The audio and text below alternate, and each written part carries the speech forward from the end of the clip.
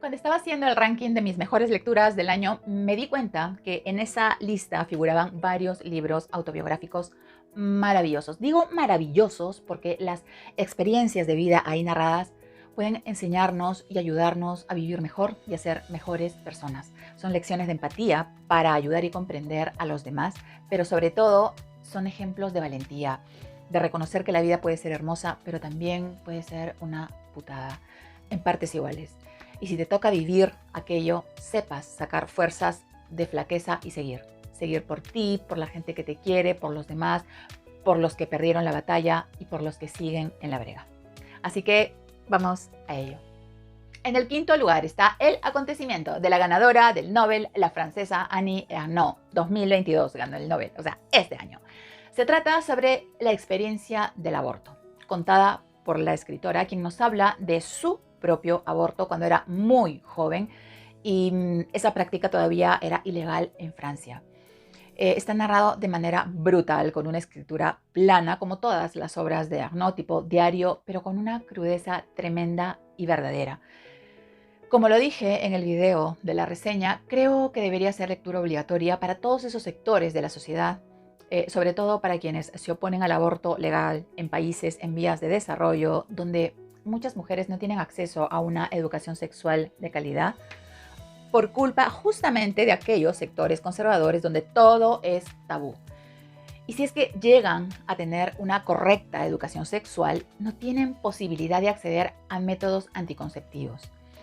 Entonces, tenemos un estado que te dice, no, no puedes abortar aunque te hayan violado, porque la vida es primero, porque nos gusta la vida, porque protegemos la vida, pero tú ya ve cómo mantienes a tu hijo, porque problema mío no es. le recomiendo porque es saludable tener un debate serio, no de fanáticos, sino un debate de ideas al respecto. En cuarto lugar está El consentimiento, de Vanessa Springora. Es una autobiografía impactante donde la autora cuenta que a los 13 años se enamoró de un hombre 36 años mayor que ella, un escritor muy reconocido. Conforme pasa el tiempo, se da cuenta que está siendo manipulada por un pervertido, narcisista y depredador sexual, porque no solo lo hace con ella, y como que despierta de una pesadilla ella solita y el hechizo se rompe y debe seguir su instinto de supervivencia. Trata de rehacer su vida, recoger los pedazos, no sería fácil. Se da cuenta de que le robaron parte de su vida, le robaron su infancia, le robaron su niñez. Hasta rehacer su vida con otra persona le sería complicadísimo porque tenía la autoestima por los suelos, se sentía como una muñeca sin deseo, una muñeca rota. Y lo peor fue que la crítica social iba en contra de ella. A pesar de eso, tuvo la valentía y la capacidad de recomponerse, rehacer su vida y refugiarse en la lectura y en la escritura. Y a través de ella nos va a contar su historia y pondrá en evidencia a este sujeto y decidirá recuperar el control. Pero hay una pregunta que se hace esta mujer, ¿verdad? ¿Cómo admitir que han abusado de nosotros cuando no podemos negar que lo hemos consentido? Ella estaba deslumbrada por este sujeto. Era una niña, ¿ya? Pero su madre lo consintió. Todos le decían que era un pedófilo, sí, pero lo consentían porque era un prestigioso escritor. Los amigos de este hombre le decían que estaba perfecto lo que hacía porque el tipo era un genio. Es decir, también lo consentían. Finalmente, las cartas apasionadas que le escribía a sus víctimas eran nada más que las pruebas del consentimiento. Por eso nunca pudieron llevarlo ante tribunales y el caso quedó totalmente impune. Y es por eso que este testimonio se llama El consentimiento. Es una lectura espeluznante para cualquier padre o madre que la lea, pero creo que es una lectura necesaria. Y como ya dije antes, lo repito ahora, sexo con un menor es violación. Fin de la discusión. En tercer lugar, tenemos El peligro de estar cuerda, de Rosa Montero. A ver, ¿qué puedo decir de esta obra? Si es una joyita. Es un libro diferente. Es un estudio sobre la relación que existe entre la creatividad y la inestabilidad mental. Rosa Montero, a través de un estudio muy exhaustivo de distintos casos de artistas muy conocidos, intenta dar respuesta a esa interrogante.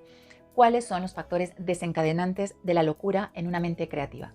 ¿Cómo es la tormenta perfecta que desencadena muchas veces episodios psicóticos y dramáticos en las personas, sobre todo en los artistas? Para suicidarse hace falta una tormenta perfecta, pero ¿en qué consiste?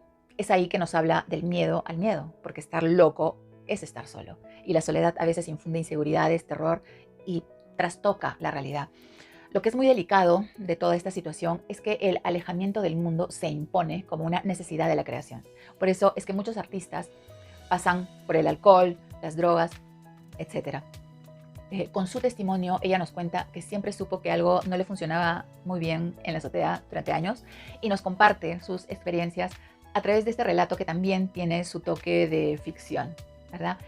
Nos narra su primer episodio de cuando esa negrura irrumpió en su vida, perdiendo contacto con la realidad, y es ahí, en medio de la angustia y el miedo, empezó a crear de una manera abundante, obsesiva y sin parar.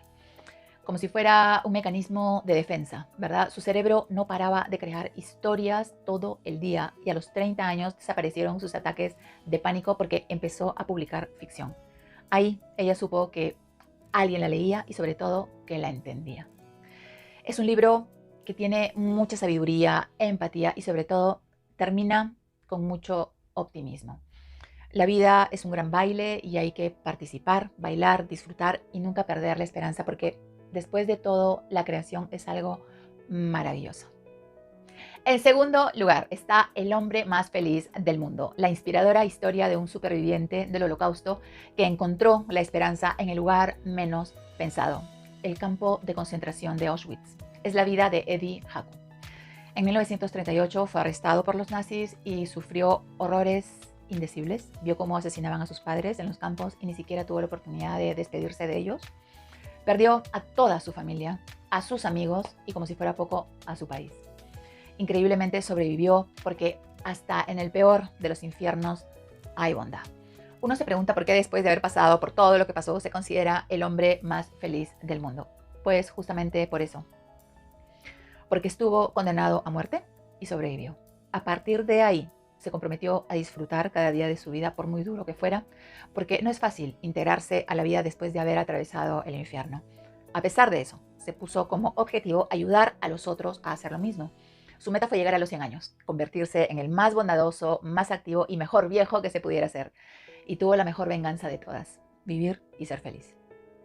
Creo que logró su objetivo porque todo el mundo llegó a conocerlo y se convirtió en una luz de esperanza, no solo para su comunidad, sino para todos nosotros.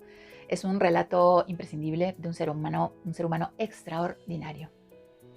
El primer lugar es Esto no se dice, de Alejandro Palomas, un súper escritor. Su obra es conmovedora, ha sido llevada al cine y al teatro y se ha traducido en un montón de lenguas. Este relato nos habla de lo peor, la violación de un niño.